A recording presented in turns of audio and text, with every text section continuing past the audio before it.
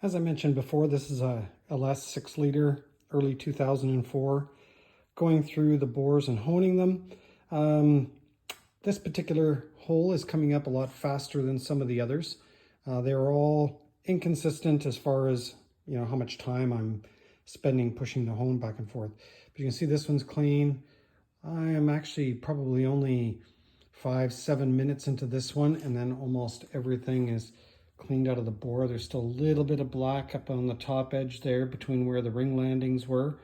I'll work on that a little bit more, but this one's coming up a lot faster than the others. So I'm going to presume that other engines have different sleeves in them with maybe different hardnesses of steel, so you really have to check and see what your engine needs as you kind of go forward and doing this honing process. But it's not terribly difficult.